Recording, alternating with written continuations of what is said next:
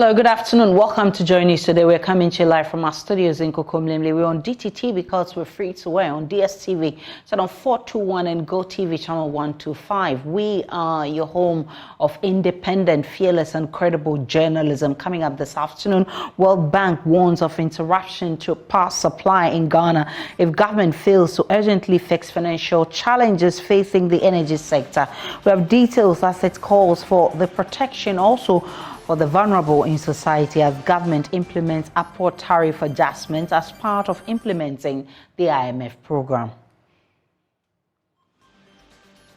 Also this afternoon, minority demands refund of $2 million invested in the botched SkyTrain project. We have details as they liken the transaction to an organized crime meant to loot from the state. Plus this afternoon, laid off Twitter Africa team ghosted without severance pay or benefits, a former employee say. We'll also take you to the Upper East region where residents of Ayopia are pleading with the government to reconstruct their dam because what they have does not retain water for dry season farming. We're also live on Facebook, YouTube, Instagram, and Twitter at Joy News on TV. My personal handle is @Denana Aisha. Please stay for details.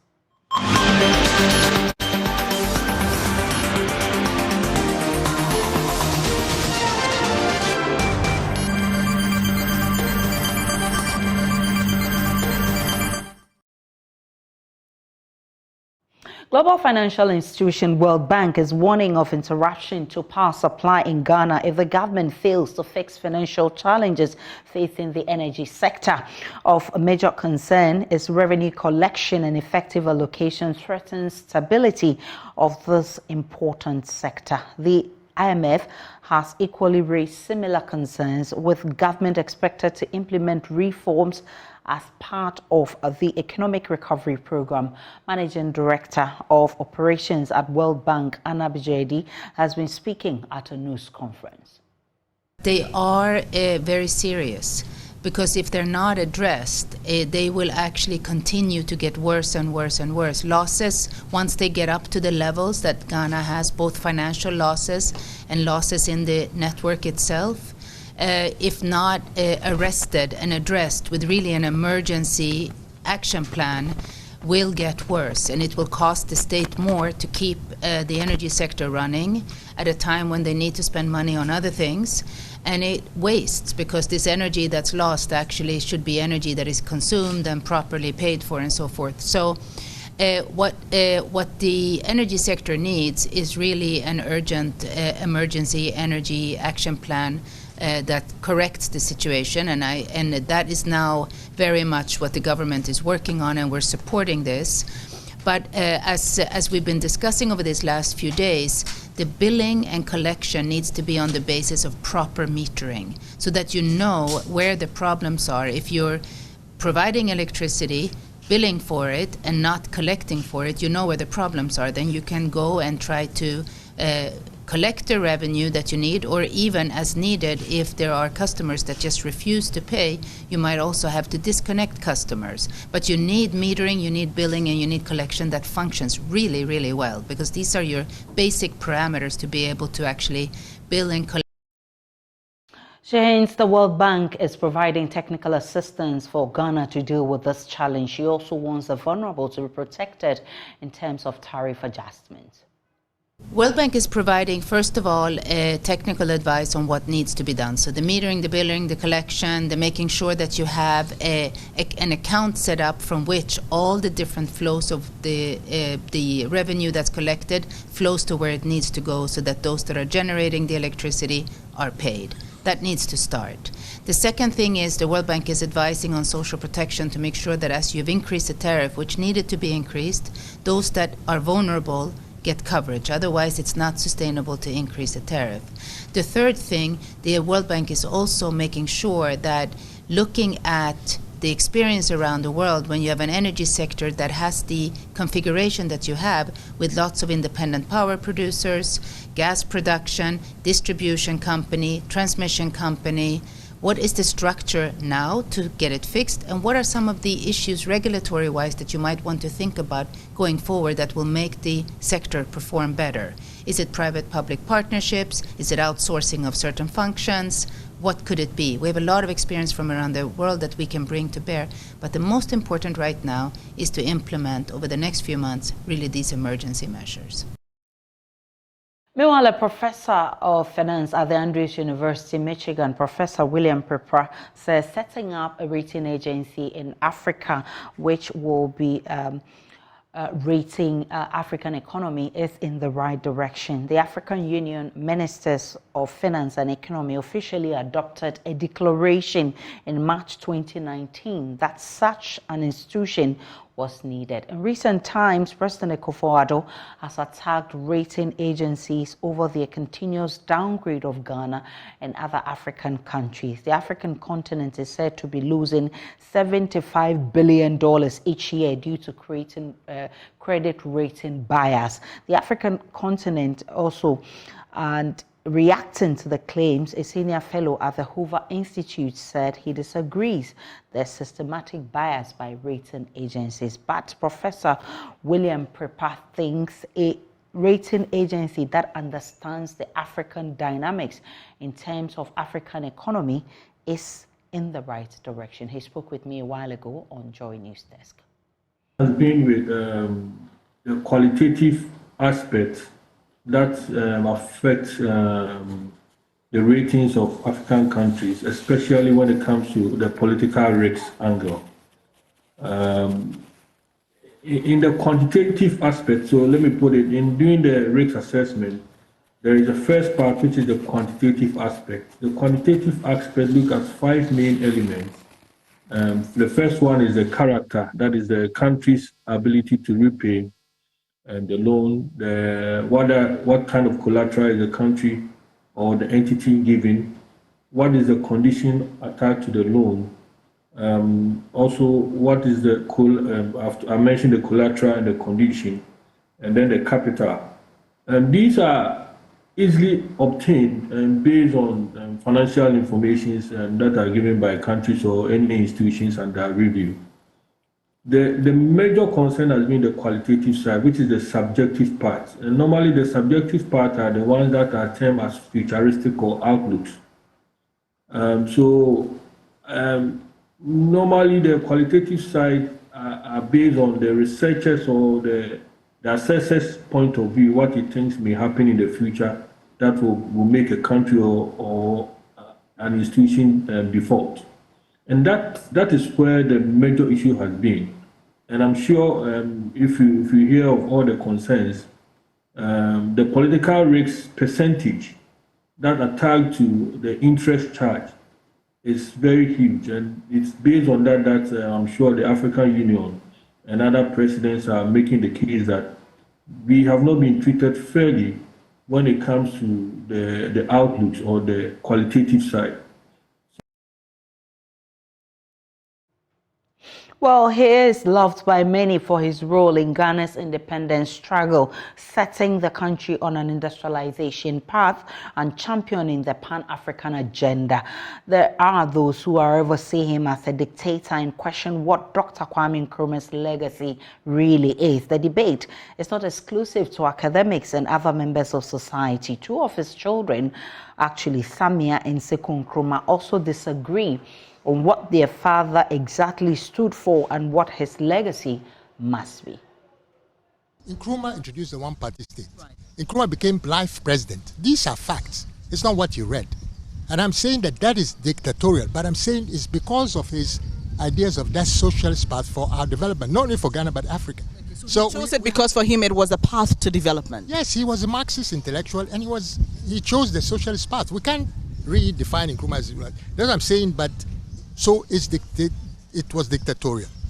But it doesn't mean that it's wrong, because that was his philosophy. And people have their philosophy. As today we have a multi-party system. That's the Western, inherited from the Western system. Nkrumah was against that. He didn't believe. He developed a point where he realized socialism is the path. So what I'm saying, for us to understand his greatness... That's why everything was pushed through Parliament not today. Not Western democracy. No, that's but even kind of every legislation, everything he promoted was done through parliament. Right. This is a man who won with his party, so you three disagree elections. with the word dictatorial? Strongly, because it's the manner in which he introduced most of his policies.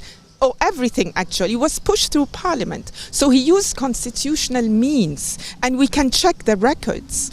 So are we saying that today, when any government of the day pushes through things which the opposition vehemently opposes, that there was no opposition then? But there was an opposition. There were different parties. They had no room to operate. There was a referendum. Everything was pushed. I don't agree with you, but I guess people differ, even siblings. But, yeah. So.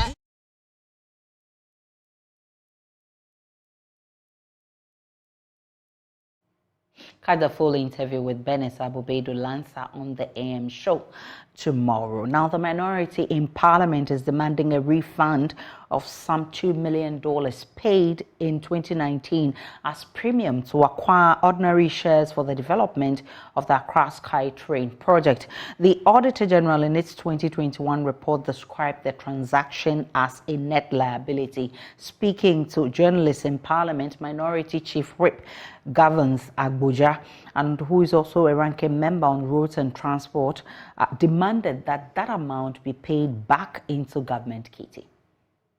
2019, we all saw this picture from South Africa where the president, the finance minister, the minister of railway, Honorable govt, and co. In fact, the first time we heard it was when they issued a statement, Accra to get a SkyTrain soon, and they called a huge amount of money, even before Parliament was aware. When they returned to Ghana, they started adding the pieces together, and it turns out that government of Ghana encouraged an investor from South Africa to set up an SPV, special purpose vehicle, in Mauritius. And before the company actually even starts to do feasibility study, someone in government decided to pay $2 million to this entity. Then this year, January this year, the former Minister for Railway, Honorable govt, one of the people vying to be flag bearer in NPP, gave an interview, and where he suggested that he never said that the SkyTrain project was going to be funded by government. I'm not sure whether he's reading what he himself has written. If government was not the one funding the SkyTrain, what was the $2 million meant for? But the important question is this. When you have a situation where the minister then says in 2023 now that he always believed that before the project takes off, there should be a cabinet approval, there should be a parliamentary approval, PPA approval. Since none of these things were approved, in fact, the Auditor General report suggested that the company did not even have the necessary license to operate the system they wanted to operate. So the question is, what was the reason for government to act in the way to give out $2 million? Who actually took the decision to pay this entity in Mauritius? Was Dr. Baunia, the chairman of the economic management team, they call him the strategist now, aware that without any recourse to Public Financial Management and the Public Procurement Act, it was wrong for any government entity to pay that kind of amount? So who authorized the payment of the $2 million in terms of the so-called feasibility? And which normal decision maker pays out $2 million for a feasibility study before, as they put it, the project will determine whether the project is bankable? These things only happen when it's an organized crime, when people are careless, clueless, and reckless about public expenditure because they don't care. It only happens when there's organized crime. So I think the minimum the Auditor General should be asking for is a refund of the $2 million. In fact, I've made this call in the past that this is not an ambiguous situation. As of the time the $2 million was paid, there was no valid contract between Ghana and any entity. That SPV is a foreign entity as we speak. There's no evidence that any, feasibility study have been done, given to government and approved. So what was the $2 million for? The minimum. That $2 million can pay some of the school feeding contractors, some of the suppliers to buffer stock, some of the road contractors, the get fund contract. Well, we've been joined by Parliamentary Affairs Correspondent Kweku Asante. Kweku, the minority say that arrangement is organized crime. What evidence do they give to back that up? In fact, Aisha, they specifically talk about the processes under which these 2 million cedis was transferred, and they say that it is their belief that if you look at how the money was transferred to that entity in Mauritius, it exposes a certain precondition by the certain government officials who were involved in the deal to loot the state of that resource. And they believe that already financial loss has been caused to the state. 2 million cedis, like you heard Kwame Akoja said, could do a lot of things for the state. And so they believe that there are certain elements within government who have connived to pocket these $2 million under the pretext of giving it to a company for a SkyTrain project, and that no such thing will happen. In fact, government has already reneged on this idea of doing a Sky project, and so they want a refund of that money, or a future NDC government will prosecute those officials in charge for causing financial loss to the state. Kweku Asante is our parliamentary correspondent. What else is happening in Parliament? Right, so we'll be bringing you more of what happens in Parliament in our subsequent bulletins. Now, former employees of Twitter Africa who were laid off as part of a global cost-cutting measure after Elon Musk's acquisition had not received any severance pay more than 7 months since leaving the company. This is according to CNN reports. The report says in late May, the former employees who were based in Accra accepted Twitter's offer to pay them 3 months' worth severance, and the costs for foreign staff and legal expenses incurred during negotiations with the company, but they have not received the money or any further communication. The former employees say they reluctantly agreed to the severance package without benefits, even though it was less than what colleagues elsewhere received. Carlo Olympio is lawyer for the former employees. She now joins us live via Zoom for more. Carla, I'm grateful for your time. How many former employees are affected by this? Hi, good afternoon. I hope you can hear me. Loud and clear, Carla. Okay, so we are representing 11 former employees. The office was a very small office. It had been opened about a year before, so it's 11 people. So how much were they to receive in the severance, and were you aware of this offer prior to the acceptance? Yes, we have been representing the team members who were laid off. They were essentially made redundant in November. I'm sure everybody has seen worldwide the news about Mr. Elon Musk taking over Twitter, laying off thousands of employees. So yes, we were representing them. And without getting into numbers, it was just a 3-month severance, which was assured to everybody worldwide. I think it's important to make a note about that. And also that, our own labor laws require there to be negotiations with employees and severance paid when there is an exercise like this undertaken by a company. And has Twitter explained why there's non-payment of the severance for your clients? So to be specific, we have engaged in a negotiation with them with their representatives here, with their lawyers here, on behalf of our clients since November last year, so since the end of last year.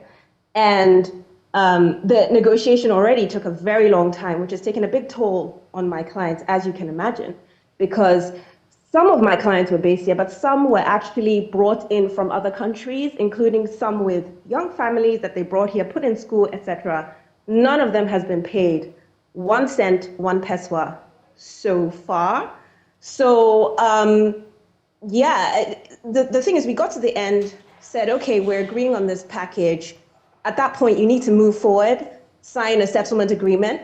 And since then, which was, I think, about the end of May, essentially, we have not had any feedback.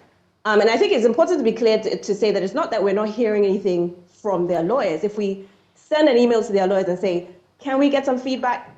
We just get no feedback from their clients. That's the thing. Did you get a sense that Twitter is actually unwilling to pay? because we know that they've paid some in other countries apart from those here? Well, let me put it this way. In my experience, it's unusual if you have engaged in a settlement discussion that has come this far and essentially agreed to terms, come to an agreement, and then the other party just goes silent for weeks and weeks and weeks on end. And yes, you say that Twitter has paid other people in other jurisdictions. They have paid some people, but there are lots of people that they haven't paid at all. We know that in New York, for example, there's a recent class action suit being brought for, on behalf of all employees who haven't been paid. So there are many employees in many jurisdictions who have not been paid, even though, yes, some have been paid in other parts of the world. So, Carla, what are you praying the court to do in this instant case? So it's not a court case. So far, we were just engaged in a negotiation because under our Labor Act, there is a procedure to be followed. Companies are supposed to negotiate with employees and attempt to come to a settlement in a redundancy. So far, there's been no court case.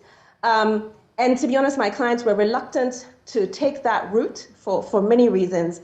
But at this point, we are now exploring causes of action in other jurisdictions and Ghana, along with partner lawyers, because, it really appears to us, we have not been told this explicitly, but it appears to us that it is likely that Twitter Ghana Limited is not willing to move forward and make good on this payment. So if you finally conclude or take that decision to go to court, what remedies would you be seeking from the court? So if we do, we will definitely be asking for the severance that has already been promised to my clients, their cost of engaging in this, the cost of repatriating people and families that have come from abroad, and potentially other reliefs, because, like I said, at this point, we're exposing causes of action elsewhere as well. So those will be the main things that we're employing, and then other things that, we will look for as well. Wish you the best of luck. Carla Olympio is lawyer for former Twitter employees who say they've not been paid their severance, those in Ghana. Now, residents of Ayopia in the Bongo district in the Upper East region, where President Akufo-Addo first cut short for the One Village, One Dam project to commence, say the dam dries up shortly after Christmas. They still value the project and are requesting the government to bring contractors back to site to do a better job. Dams built to aid dry season farming are incapable of retaining enough water and dry up by January each year. Jojo Kobna brings you excerpts of Joy News Hotline documentary titled Thirsty Dams. With despair in her eyes, Atenga Arungo stares at the dry, shallow dam and contemplates how it would have made her life simple. She counted her eggs long before they hatched. She thought access to water would ensure a boom in her farming business. Her joy has been cut short, and she wants government, as a matter of urgency, to find a solution to the thirsty dry dam. When the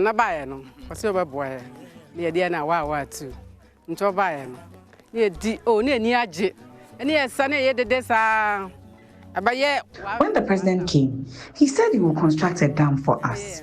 We were excited. He said the water will help us cultivate vegetables during the dry season. Unfortunately, we are unable to farm during the dry season because the dam dries up. There's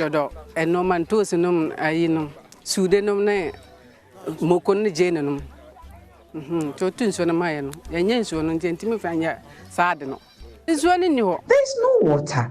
After Christmas, the dam dries up completely. Solomon represents the youth here. He had vowed not to travel to southern Ghana for odd jobs.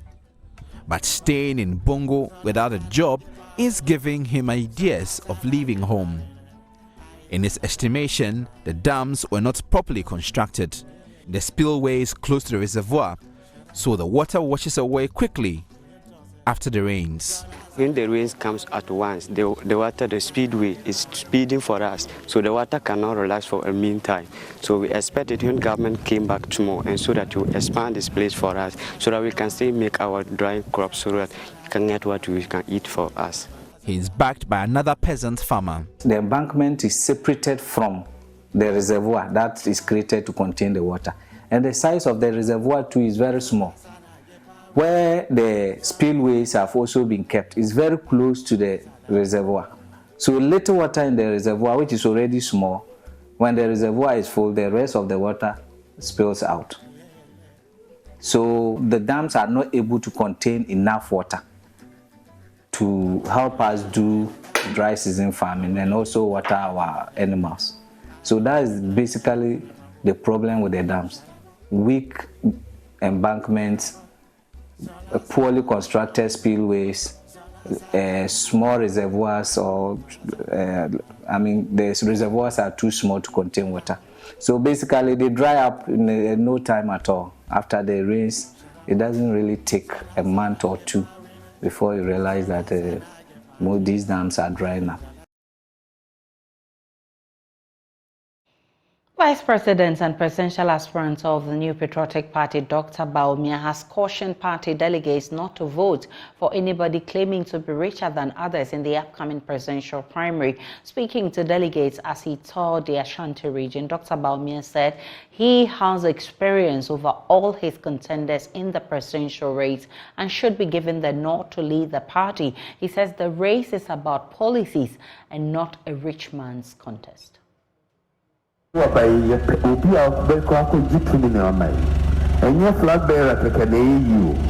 flag bearer there will be a flag bearer. If you don't go madam for honor so bet me a flag bearer no be. And yes sir, by your obia uyina obet me ako jituni. And yet sikani na show. As we go for the presidential primaries, we need someone who can reclaim power for us, not just anybody. We need a selfless leader to lead the party and not a rich man. And yes, sir, our track record, our experience, our ideas, innovative ideas, our humility, our temperament, our maturity, our tolerance for everybody. Sad qualities, na all here in the president. And yes, always seek her. Touting his achievements, Dr. Bawumia said he is the only strategist to beat former President John Dramani Mahama in the 2024 election.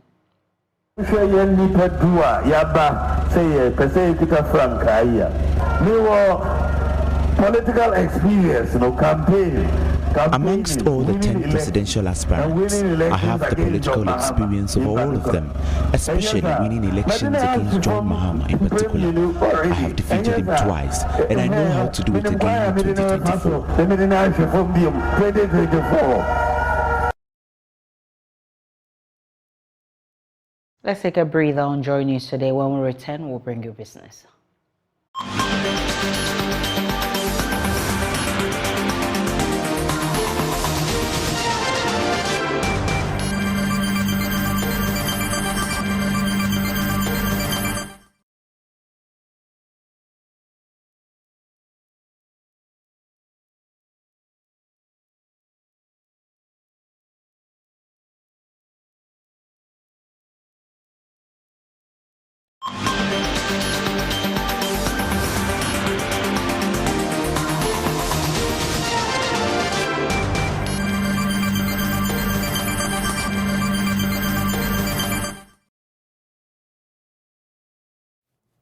Hello, good afternoon. Warm welcome to the business segment on Joy News today with me, Pius Kojobaka. Fitch Solutions has reaffirmed its position that economic activities in Ghana will get worse before getting better this year. This is coming despite the expansion of the economy by 4.2% year-on-year in the first quarter of the year.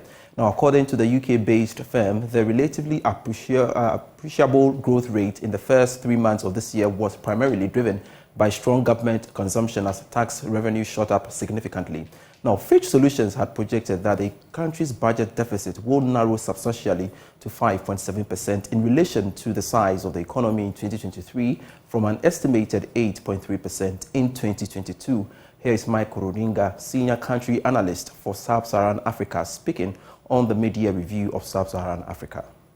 This acceleration in the first quarter of 2023 was primarily driven by strong government consumption and a widening trade surplus as exports remained pretty solid while imports faltered.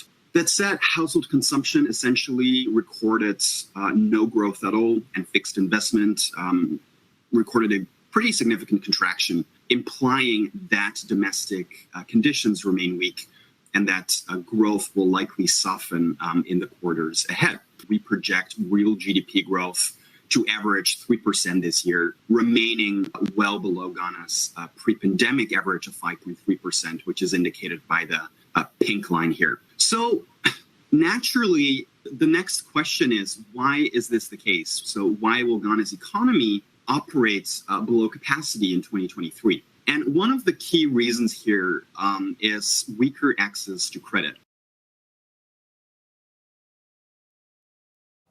Senior partner and founder of AB and David Ufosu-Dote, is urging business owners to strictly adhere to business ethics in the course of the operations. According to him, this will ensure the sustainability of businesses devoid of unforeseen challenges. He was speaking at the Full Gospel Businessmen Fellowship. Businesses which have failed as a result of things relating to their lack of integrity, failure to apply ethics and things like that. So yes, it is everything. And even though there are challenges to it in sticking to, doing a business with integrity and being ethical, in the long run, that is what makes a business sustainable. I wouldn't say likely to fail, but it runs the risk of getting into the challenges that come with not, adhering to ethical issues. So, for example, if you have shortcuts, if you don't keep to standards, and you say things which that's not what you are doing and it is found out, then customers begin to shun your business. So it is in your long-term interest not to have shortcuts, but to keep to the ethics of whatever it is that you are doing. And that's it for business. There will be Marketplace at 1 p.m. Sports is next.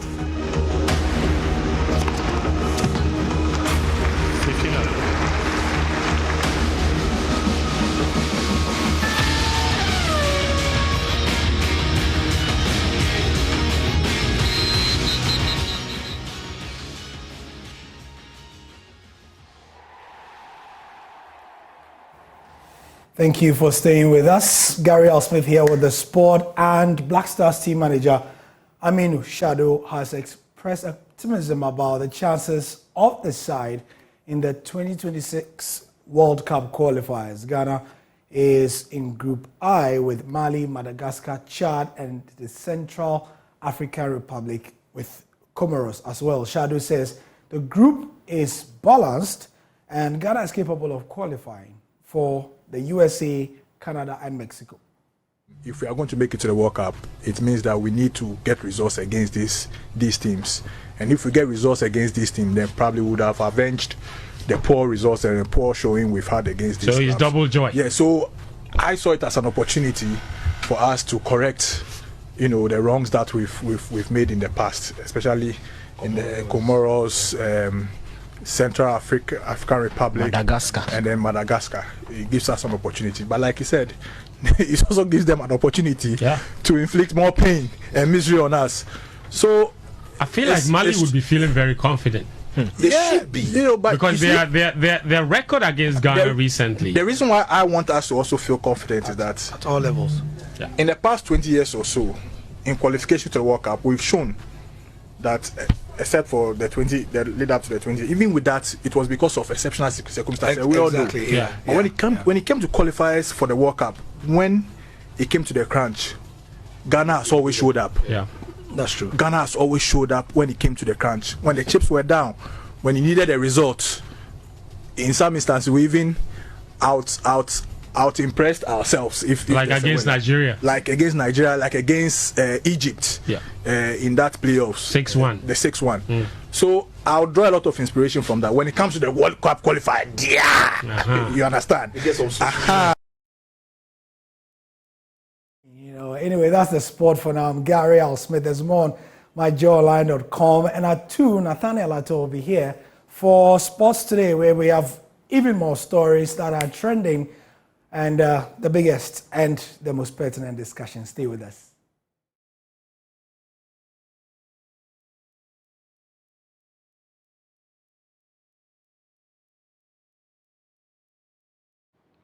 Time now for showbiz, and on Sunday, the latest edition of Ghana's biggest culinary reality TV show, Big Chef Tertiary, saw another action-packed episode. The heat in the kitchen turned all the way up as contestants arrived to finish the task assigned them by the judges within 60 minutes time allocated them. Contestants were tasked to prepare a complete meal with ingredients found on a mystery board put together by judges. This episode's mystery board contained fortune rice and chicken breast. At the end of the episode, Takrady Technical University wowed the judges with the exceptionally delicious meal and emerged star school of the day. Here's what you missed. They are supposed to cook this meal. We have chicken breast and we have rice for them. They are supposed to cook a complete meal. We are looking at them cooking chicken Kiev, which involves a lot of techniques. Your time begins now. So what are we doing? We are making our vegetables to mix with the butter and roll the butter into the fridge.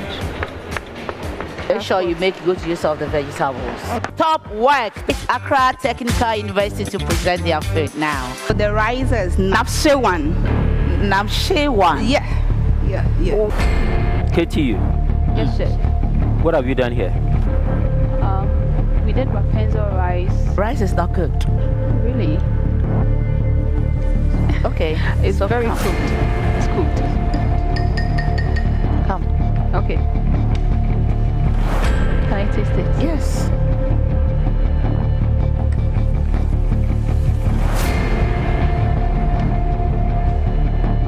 Is it cooked? Yes, I cooked it. That is not the question. Is this rice cooked? No. We did a Western main dish, and then with the sauce is dry vegetable mix. Dry vegetable mix with lemon rice. You say your rice is what rice? It's lemon rice. Lemon rice? Yes, please. So you have the sour, after eating you have the sour. Did I tell you I want to take medicine? Star school for the day goes to TTU.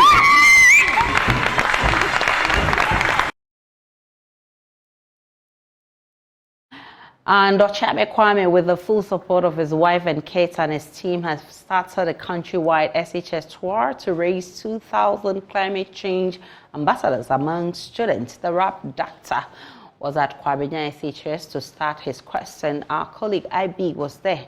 Brings us these excerpts. I'm going to 100 schools in the whole of Ghana, meeting school children, as in pupils, students, and even university students, and creating 2,000 climate champions.